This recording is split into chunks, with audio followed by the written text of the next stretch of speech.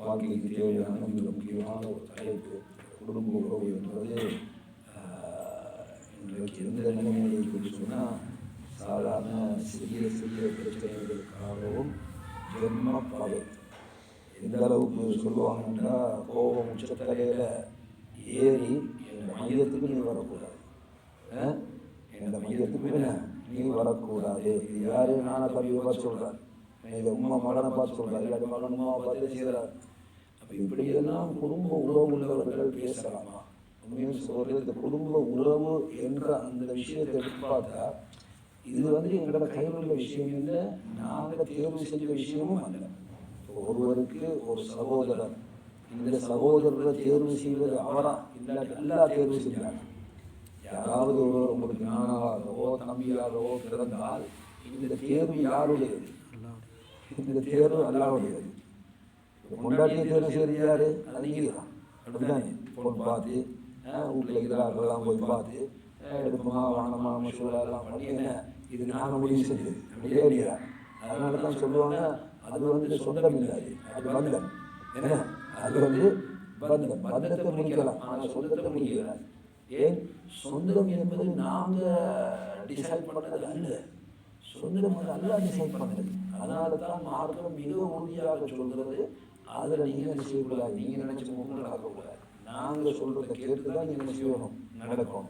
எவ்வளவுதான் பெரிய சண்டை வந்தாலும், எவ்வளவுதான் பெரிய பிரச்சனையாக இருந்தாலும் அந்த உறவை என்ன செய்யலாது, முறிக்கலாது. ஒரு வாப்பா மகனை பார்த்து சொல்லிருந்தேன், இந்தியிலேருந்து எனக்கு மகனும் இல்லை, நான் அவனுக்கு வாப்பாவும் இல்லை சொன்னால் அது நடக்க போகுது. அப்படி சொல்லிட்டாங்கன்றதுக்காக அது நடந்துருமா? இல்லை. எனவே முதல்ல நாங்கள் விளங்க வேண்டியது, இந்த குடும்ப உறவு என்பது இது அல்லாஹ் நமக்கு செலக்ட் பண்ணியது. நானாவே எங்கள் தம்பியை, எங்கள் தாத்தாவை, எங்கள் தங்கச்சி எனக்கு செலக்ட் பண்ணியது யாரு? அல்லாஹ் செலக்ஷன். எனவே அதை நான் விரும்பியோ வெறுத்தோ நான் ஏற்றுக்கொண்டு தான் ஆக வேண்டும். அது மட்டும் இல்லாமல் மார்க்கம் சொன்ன ஹதீஸ்களை எங்களுக்கு விளக்கி குடும்ப உறவை பேணி வாழ்றதுல பெரிய நன்மையை வச்சிருக்கு. விசேஷமாக பெற்றோர், யாரெல்லாம் அவர்களுடைய பெற்றோர்கள் உயிரோடு இருக்கிறார்களோ சந்தர்ப்பத்தை நாங்கள் பயன்படுத்திக் கொள்ளும். ஏன்னா நாளைக்கு மூத்தா போன பிறகு கவலைப்பட்டு இல்லை. நாளைக்கு மூத்தாய்த்தாங்கண்டா பேசுறதுக்கு உமா இல்லை, பேசுறதுக்கு வாப்பா இல்லை, ஏன்னா என்ன சரி செய்ய நினைச்சாலும் செய்யறதுக்கு ஆள் இல்லை. எனவே அந்த டைமில் கவலைப்பட்டு மேலே இருக்கிறாங்களா சந்தர்ப்பத்தை சிலருடைய நிலைமை என்னன்னா, டெய்லி வைஃபோடு பேசுவார், உமாவோட மாதத்துக்கு ஒருமும் பேசுறது. வைஃப் மார்க் ஸ்ரீலங்காவில் இருந்தால் என்ன செய்கிறாங்க, டெய்லி கோலும், என்ன டெய்லி வீடியோ கோலும், அந்த கோலும் இந்த கோலும். இப்போ என்ன ஆனால் பெற்றோரோட மாதத்துக்கு ஒருக்கா பேசுறதும் கூட சரியான தயாராகி, ஏன்னா அது ஒரு தேவையாக நினைக்கிறோம் இல்லை. சகோதரர்களை ஒன்றை மட்டும் நாங்கள் நினைவச்சு கொள்வோம், நாங்கள் எவ்வளோ வயசுக்கு போனாலும் உமாவுக்கு நாங்கள் பிள்ளை தான். அவன் என்ன பாப்பா பிள்ளைல பாப்பா கல்யாணம் முடிச்சுட்டான், பிள்ளை குட்டிகளை பெற்றுட்டான், 50 வயசாச்சு அவனுக்கு என்று சொல்லி உமா வேறமாக பார்க்கறதில்ல. அப்பையும் பார்த்தீங்கன்னா என்ன, அப்பையும் பார்த்தா தாய் பிள்ளையாகத்தான் பார்ப்பார். எனவே அந்த ஃபீலிங்க்கு நாம் மரியாதை கொடுக்கணும். எனவே பெற்றோர்களுக்காக செலவு செய்வது என்பது ஒரு பெரிய வாக்கியம் சகோதரி. வாழ்க்கையில் பெரிய ஒரு நியமத்தில் பெரிய ஒரு அருளை தரப்போகுது. 2 நாளைக்கு முதல்ல கூட ஒரு சகோதரர் பேசிக்கும் போது அவர் அவருடைய குடும்ப உறுப்பினரை பற்றி சொன்னார். அவர் பெரிய மாஷால்லான்னு சம்பளம் எடுக்கிறவராம், ஆனால் பெற்றோர்களுக்கு செலவழிக்கிறதுல சரியான கஞ்சத்தெல்லாம் காட்டுறாரு அப்படின்னு சொன்னார். இதுக்கு யார் காரணம்னு கேட்டுனாங்க. யார் காரணம்னா பொள்ளாச்சிதான் காரணம், அவரோட வயசு தான் என்ன, அதுக்கு காரணம். அதெல்லாம் அந்த வயசுல படத்தில் வைக்கவே மாட்டான். தன்னுடைய பெற்றோருக்கு தன் கணவர் கொடுக்கிறார் என்றால் ஈமான் உள்ள மனைவி சந்தோஷப்படும். ஏன்? இதனுடைய ரிப்பீட் எங்களோட வாழ்க்கைக்கு தான் கிடைக்க போகுது. அவர் தன்னுடைய பெற்றோருக்கு தாய் தந்தையருக்கு செலவழிச்சா அந்த செலவுடைய மரத்தில் யாருக்கு வரப்போகுது? இவருக்கு தான் வரப்போகுது. குர்ஆன் ஒரு ஆயத்தில் அல்லாஹ் கேட்கிறான், நபியே மக்கள் கேட்கிறார்கள், என்ன செலவழிப்பது என்று கேட்கிறார்கள். சோதனை என்ன செலவழிப்பது என்று கேள்வி கேட்டால் என்ன பதில் சொல்றோம்? என்ன பதில் சொல்லணும், என்னென்ன செலவழிக்கணும்னு சொல்லணும். அப்படித்தானே அல்ல என்ன தெரியுமா பதில் சொல்றான், குல் மா அன்ஃபக்தும் லில்வாலிதைன் வல் அக்ரபீன், நீங்கள் உங்கள் பெற்றோர்களுக்கு செலவு செய்வது, உங்கள் உறவினர்களுக்கு செலவு செய்வது, ஏழைகள்.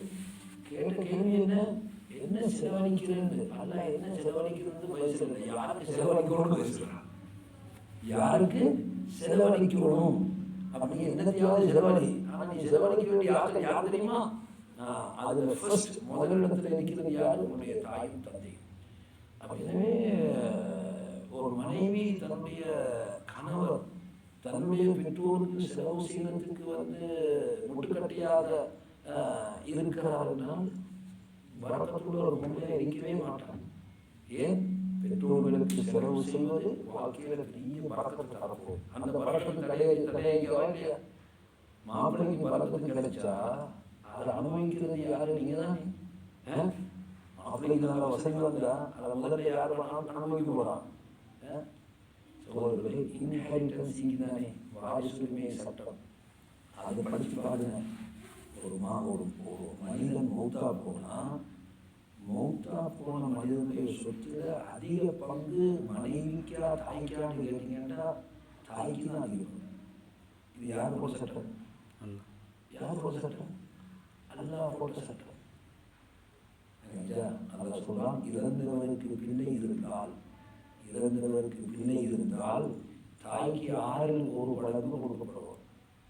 அவர் மொத்த சொத்துல 1/6, பொண்டாட்டிக்கு 8 6 பெருசா 8 பெருசா, 1/6 பெருசா 1/8 பெருசா, 6 தான் பெருசு. சரி, இறந்தவர்களுக்கு பிள்ளை இல்லாட்டி, மூத்தானவர்களுக்கு பிள்ளை இல்லைங்களே, அப்போ சட்டம் என்ன தெரியுமா, உமாவுக்கு 3 லோடு பொண்டாட்டிக்கு 4 லோடு, உமாவுக்கு 3 லோடு பொண்டாட்டிக்கு 4 லோடு. யாரும் கூட பொண்டாட்டி அம்மா தான் கூட, யாரும் கூட சட்டம், எல்லாம் கூட சட்டம். பொண்டாட்டி எனக்கு தான் கூட வரணும், சரி வரா நல்ல சட்டத்துக்கு மாசிக்கலாம். சில இடங்களில் என்ன நடக்குதுன்னா, மாப்பிள்ளை மூத்தா போகணுன்னே பொண்டாட்டி என்ன செஞ்சுக்கிறாங்கன்னா, மாப்பிள்ளையோட முழு சொத்துல கண்ட்ரோலை கையில் எடுத்துக்கிறார். முழு சொத்துல கண்ட்ரோல் பொண்டாட்டியும் பிள்ளைகளும் கையில் எடுத்துக்கிறார்.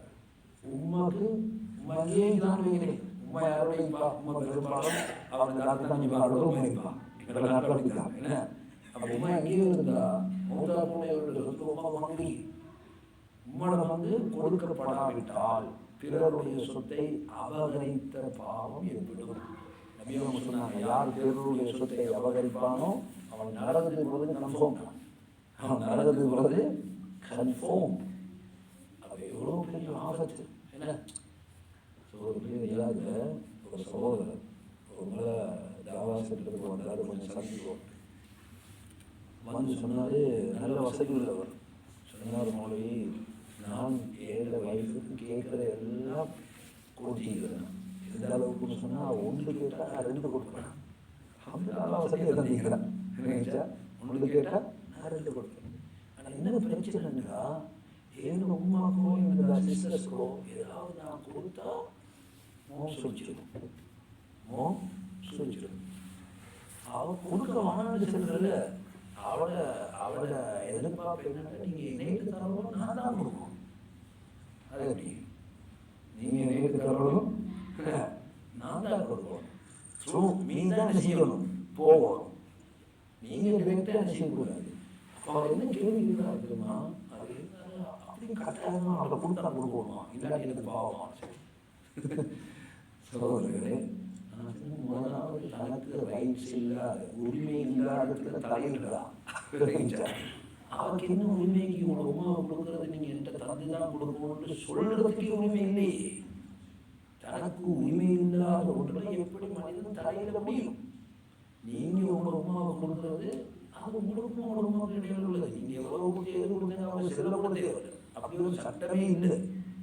எவ்வளோ கொடுத்தேன் எது கொடுத்தேன்னு இந்த அக்கௌண்ட்ஸ் காட்டும் மாதம் உமாவுக்கு கொடுத்தது இதெல்லாம் அவசியமே இல்லை. முதல்ல அவங்களுக்கு விளங்கப்படுத்துங்க, நீங்கள் உங்களுக்கு தகுதி இல்லாத, உங்களுக்கு உரிமை இல்லாதது நீங்கள் கேட்குறீங்க. நீங்கள் உங்களுக்குரியதை நீங்கள் கேளுங்க, அதுக்கு தப்பு இல்லை. உங்களுக்கு ஏதாவது தேவைன்னா நீங்கள் கேளுங்க. உங்களே நாங்கள் தராம விட்டோம்னு சொன்னால் எனக்கு தர வேண்டியது நீங்கள் தரலன்னு கேளுங்க, அது பிரச்சனை இல்லை. ஏன்னா ஒரு சஹாபி பெண்மணி நபியிடத்தில் வந்து அபூ சுஃபியான் ரலியல்லாஹு அன்ஹு அவங்களோட மனைவி வந்து சொன்னாங்க, யா ரசூலல்லாஹ், வாழ்க்கைக்கு தேவையானது செய்வதில்லை, அவர் தாரது இல்லை, அவர் தாரல நான் சுமைக்கிறதும் இல்லை, நான் உரிய தான் செய்கிறேன். அவர் தாரல நான் சுமைக்கிறதும் இல்லை, நான் தேவையானதை எடுத்துடுவேன். அப்போ எனக்கு இது கூடுமான்னு கேட்கணும் சொன்னாங்க, ஹுதீ பில் மஅரூஃப், தேவையான அளவு எடுத்து தப்பில்லை. ஏன் அவனோட கடமை உனக்கு செலவழிச்சு, உனக்கு உன்னோட பிள்ளைகளுக்கு செலவழிக்கிறது அவருடைய கடமை. அந்த கடமை அவன் செய்யாட்டி அந்த இடத்துல கணவனுக்கு தெரியாம எடுத்தாலும் அந்த மனைவிக்கு இல்லை தப்பில்லை. இது என்ன நிலைமை, எல்லாம் கொண்டாந்து போட்டாரு, அப்பையும் கலந்துருக்கு. அவருக்கு கொடுக்காம எல்லாம் கொடுத்தா செய்வாரு, அப்பையும் சொல்றான். இது ஒரு மீன் தாராட்டி தான் நம்ம இவங்களுக்கு சொன்னாங்க, தாராளமாக சொல்லி தப்பிடுறது. எனவே பெற்றோர்களுக்கு செலவழிக்கிறதுக்கு மனைவி செய்யக்கூடாது, தலையிடக்கூடாது. தலையிடுறதுக்கு உரிமையே இல்லை உங்களுக்கு. நீங்க தலையிட்டீங்கன்னா உங்களுக்கு உரிமை இல்லாததுல நீங்க தலையிட்டீங்கன்னு அர்த்தம். அது ஒரு நாடுகள் கேட்கிறார், சொல்லலாம், எனது நேசத்துக்கும் பாசத்துக்கும் நான் கூடுதலாக சொன்னாங்க, நான் கூடுதலாக உபகாரம் செய்ய இறங்கி பழக மிச்சம் தகுதியானால் யாரும் கேட்கலாம். நிறைய சொன்னாங்க, உன் தாய் தான். திரும்பவும் கேட்டாரு, உன் தாய் தான். மூணாவது முறை கேட்டாரு, அப்பையும் உன் தாய் தான். இந்த ஐந்து முன்னாடி கேட்க போல மோசம் வச்சுருக்கோம். அது தாய் தாய் தாய் நம்ம உண்டாக்கிங்களா? நாலாவதும் கேட்டாராம் சோதரர்களே, நாலாவதும் அதே கேள்வி திரும்பி கேட்டான். அப்ப நம்ம சொன்னாங்க, உங்க பாப்பாங்க அப்பயும் கொண்டாடின்னு சொல்லுங்க, அப்பயும் என்ன செய்யல மனைவின்னு சொல்லுங்க. அதுக்காக மனைவிக்கு ஹக்கு இல்லைன்னு கிடையாது. அது வேற ஐசில மனைவிக்கு ஹக்கு வர மாட்டேங்கிறாங்க. ஆனா குடும்பத்துல டாப் யாருன்னா அவங்க உமா தான். அதுக்கு பிறகு உங்க பாப்பா, அதுக்கு பிறகு தான் மத்தாக்கள், அதுக்கு பிறகு தான் என்ன மத்தாக்கள். எந்த அளவுக்கு சொன்னா பொண்டாட்டி பாருங்க, கொடுக்காட்டி என்ன கொடுக்காட்டி எடுக்கிறது, பாப்பாக்கு கொடுத்தாலும் எடுக்கிறது. சொல்லிடுறது. ஒரு சாமி வந்து கம்ப்ளைண்ட் பண்ணாரு, யாரும் சொல்ல பாப்பா இந்த சரியெல்லாம் எடுக்கிறாருன்னு சொல்லி. சொன்னாங்க, நீயும் உன்னோட சொத்தும் உன்னோட பாப்பாவுக்கு தான் சொந்தம் தான். நீயும் உன்னோட சொத்தும் உன்னோட பாப்பாவுக்கு தான் சொந்தம் தான். எப்படி கம்ப்ளைண்ட் பண்ண வந்தவருக்கு என்ன அப்படியா உன்னோட பாப்பா வசதியில் நான் அட்வைஸ் பண்ணுறேன் சொல்லுது. சொன்னாங்க, நீயும் உன் சொத்தும் உன் தந்தைக்கே சொந்தம் தான், அவருக்கு எடுக்க ரைட்ஸ் இருக்குது. ஆனால் ஒரு மாற்றம் சொல்கிறாங்க, தந்தையினால் பிள்ளைகளுக்கு பாதிப்பு வராத மாதிரி நீங்கள் என்ன செஞ்சுக்கோங்க, எடுத்துக்கோங்க, எடுக்க அனுமதின்னு சொல்லி எல்லாத்தையும் சொல்கிறேன். அப்படி அல்ல, உனக்கு தேவைக்கு நீங்கள் என்ன செய்யலாம். எனவே சகோதரர்களே, பெற்றோருடைய கடமை அவர்களை பேணுவது என்பது மார்க்கம் மிச்சம் வலியுறுத்தி சொல்லக்கூடிய ஒரு விஷயம். அதனால் மனைவிமார் தெரிந்து கொள்ளவும், எங்க மாப்பிள்ள எங்க உமா அவரோட உமா மாப்பிளோட கடமையை நிறைவேற்ற நான் ஹெல்ப் ஆகிடுவோம். நான் என்ன செய்யணும், நான் ஹெல்ப் ஆகிடுவோம்.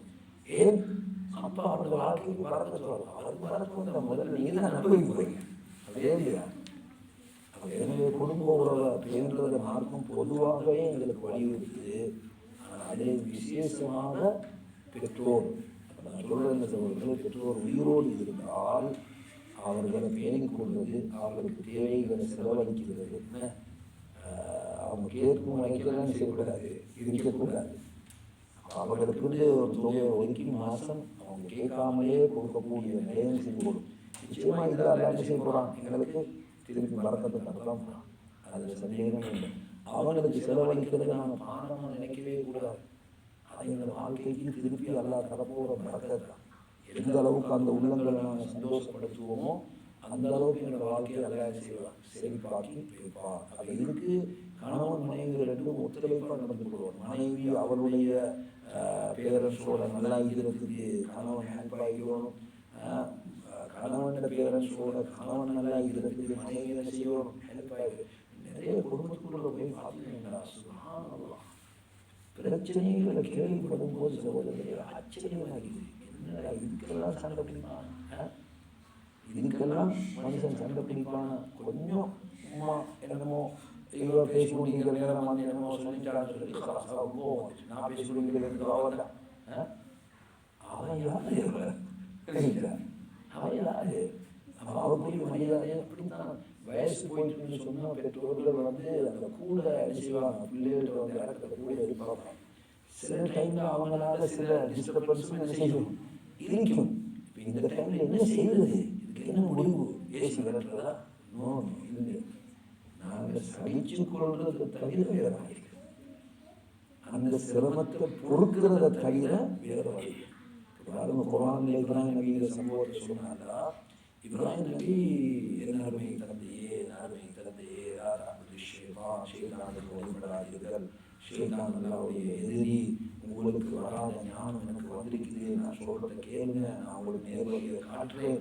இவர்களெல்லாம் சொன்ன பிறகு இப்ராஹிம் நபியோட வாப்பா என்ன சொன்னாரு? லஇல்லம் தன்தஹி இப்ராஹிம், நீ இதை விடாவிட்டால் லஅர்ஜுமன்னக, உனக்கு கல்லால் அடிப்பேன். இப்ராஹிம் நபி மாறி நீ அடிச்சா நானும் அடிப்பேன். நீங்க அடிச்சா, நீங்க செங்கல்லால் அடிச்சா நான் கருங்கல்லால் அடிப்பேன் சொன்னாங்க. இல்லை, உடனே சொன்னாங்க கால சலாமுன் அலைக், அல்லாஹ்வுடைய சாந்தி உங்கள் மீது உண்டாகட்டும். சஅஸ்தக்ஃபிரு லக ரப்பி, என் இறைவனிடத்தில் உங்களுக்காக பாவ மன்னிப்பு தேடுவேன். யாருக்கு சொன்னாங்க? உடைய கல்லால் அடிப்பேன்னு சொன்ன வாப்பா. அதனாலதான் சில இடங்கள்ல பேசிக்கொண்டு போற நேரம் கருத்து மோதல்கள், சர்ச்சைகள் வாப்பாமாரோட வந்தா வாய்ச்சிடும். அவர் ரோமா இருந்தாலும் ஏன் அந்த பாப்பா என்ற மரியாதை இதே, அது பெரிய அந்தஸ்து. உம்மா என்ற மரியாதை இதே, அது பெரிய அந்தஸ்து. பாருங்க, அல்லாஹ் தஆலா குர்ஆன்ல வகதா ரப்புக, அல்லாஹ் தீர்மானித்து விட்டான், அவனை தவிர நீங்க யாரையும் வணங்கக்கூடாது. இதுதான் வாழ்க்கையினுடைய லட்சியமே. எங்களோட வாழ்க்கையுடைய லட்சியமே என்ன? அல்லாஹ்வை வணங்குறது. அதை சொன்ன இடத்துல அடுத்து என்ன சொல்றா? பெற்றோருக்கு உபகாரம் நீங்கள் செய்ய வேண்டும். எந்த அளவுக்கு குர்ஆன் சொல்லுது? அவர்கள் அல்லாஹ்வுக்கு இணை வைக்குமாறு உங்களை அழைக்கும் பெற்றோர்களாக இருந்தால், அல்லாஹ்வுக்கு இணை வைங்க அப்படின்னு சொல்லி அந்த பெற்றோர்கள் செய்யறாங்க, அவங்கள ஃபோர்ஸ் பண்றாங்க. அல்லாஹ் சொல்றாங்க, இன்ஜாஹதாக அலா அன் துஷ்ரிக பி, எனக்கு இணை வைக்குமாறு அவர்கள் உங்களை வற்புறுத்தினால் ஃபலா துத்இஹுமா, அதுக்கு நீங்க கட்டுப்படாதீங்க. ஆனா வஸாஹிபுஹுமா பிதுன்யா மஅரூஃபா, அவங்களுக்கு நல்லது செய்யுங்க, அவங்களுக்கு நல்லதை செய்யுங்க. உண்மையிலே இந்த ஆயத்தில் ஹதீஸை நான் பார்த்தேன், எந்த அளவுக்கு மார்க்கம் அதை வலியுறுத்துது. ஆனால் இன்றைக்கு பெற்றோரோட பேசாமைங்கிற பிள்ளைகள் தான் இருக்கிறாங்க. பெற்றோரோட பெற்றோர் எவ்வளவு மோசமாக இருந்தாலும் அது அவங்க அல்லாவோட பார்த்துக்கணும். ஏன் கடமை என்ன? அவங்களுக்கு ஒரு ஆசை இருக்கு. அவங்க குஃப்ரை விட உலகத்தில் பெரிய பாவம் வேறு என்ன செய்யுது? ஷிர்க்கு குஃப்ரை விட பெரிய பாவம் இல்லை, அதை விட பெரிய பாவம் வேறு ஒன்றுமே இல்லை. அந்த ஷிர்க்கு குஃப்ரின் பக்கம் உங்களை அழைப்பவர்களாக இருந்தாலும் நீங்கள் அவங்களுக்கு நல்ல விஷயங்கள் நல்லா சொல்கிறாங்க. எவ்வளோ பெரிய. அதனால் இது விஷயத்தில் நாங்கள் செய்யணும், கொஞ்சம் கவனம் எடுக்கணும். பெற்றோரோட தூரத்தில் இருந்தால் அவர்களோடு நம்ம சொல்கிறாரு, தூரத்தில் இருக்கிறாங்கன்னா கால் பண்ணி பேசுகிறேன், கிட்டே இருக்கிறாங்கன்னா போய் சந்திங்க. அவங்கள கிட்டே இருக்கிறாங்கன்னா மௌத்தாயிட்டாங்கன்னா அவங்களோட கபருஸ்தான் ஊரில் தான் இருக்குதுன்னா அவரை போய் ஜியாரத் செய்யுங்க, சலாம் சொல்லுங்க. இல்லை மௌத்தானவர்களுக்கு சலாம் சொல்ல மார்க்க மனமே தானே இருக்குது. அவங்களுக்காண்டி துஆக்குன்னு அங்கே போய் அவங்களுக்கு என்ன செய்யுங்க, அவங்களோட கபரை ஜியாரத் செய்யுங்க, அவங்களுக்காண்டி துஆ செய்யுங்க. அவங்களுக்கு ஏதாவது கடமைகள் செய்யாமல் விட்டுட்டு போயிருந்தா என்ன செய்யுங்க, செய்யுங்க. உங்களுக்கு அவங்களுக்காக ஹஜ் உம்ரா செய்யறதா என்ன செய்யுங்க, செய்யுங்க. ஏதாவது அவங்களுக்காக சதகா செய்யறதுமா இருந்தா செய்யுங்க. இவ்வளவெல்லாம் மார்க்கம் சொல்லுதுன்னு ஏன் சொல்லுது? அந்த பெற்றோருடைய கடமை அவ்வளவு பெருசு என்பதால தான். அதனால் யாராவது அம்மாவோட கோபத்தில் பிரச்சனைகள் இருந்தால் அதை தீர்த்து கொள்வதை தவிர வேறு வழி இல்லை. தற்சமயம் சகோதரர்கள் பிற அவங்களோட தரப்பில் ஈக்கலாம், பிற என்ன செய்யலும் அவங்களோட தரப்பில் ஈக்கணும். செய்ய வழி இல்லை, பொறுமை தான் செய்யணும், வேறு வழி இல்லை. பொறுமை செய்வதை தவிர வேறு வழி இல்லை. அதனால் நாங்கள் அவங்களுக்கும் எங்களுக்கு இடையில வைக்கக்கூடிய அந்த உறவை வந்து நல்லா வச்சுக்கூட பார்க்கணும். சில சமயத்தில் விவரம் இல்லாமல் மனைவிமார் செய்வாங்க, குறுக்கால அதையும் சொல்லி இருக்கிற உறவுகளை இல்லாமல் பார்க்கக்கூடிய மனைவிமார்கள் இருக்கிறார். அதுக்கெல்லாம் கட்டுப்படவே கூடாது. இந்த காலத்துக்கு இந்த காலத்துக்குள்ளே பார்க்கறது நினைச்சா ஒரு முன்னாடி என்ன சொல்லியுமோ பற்றி கம்ப்ளைண்ட் ஒன்று பண்ணுன்னா, நீங்கள் நேர உமாட்ட போய் என்னம்மா நீங்கள் இப்படி செஞ்சீங்களா, வயசு சொல்கிறா நீங்கள் அப்படி செஞ்சீங்களா, இது முறை இல்லை, இது முறை இல்லை. இந்த ஆதார் எடுத்துட்டு இந்த ஆதார் விட்டுட்டு பை நினைச்சா ஏழையாகமா இருந்தால் போய் சண்டை பிடிக்கிறது நினைச்சா உமா பார்த்து சண்டை பிடிக்கிறது. அதனால் அந்த மார்க்கம் அதுக்கு அனுமதியும் தரல. சொல்கிறதா இருந்தால் யார் சர்டிஃபிகேட் போட்டு நல்ல முறையில் வார்த்தைகளால் அவங்களுக்கு சொல்கிறதுக்கு வாய்ப்பு கிடைச்சா எனக்கு சொல்லுகிறது. எங்களை ஒரு வயசுல மூத்த வயசு பண்ண கேட்பானே இல்லையா, அப்போ யார் சரி அப்படி ஒரு ஆளை போட்டு நாங்கள் செய்யணும்.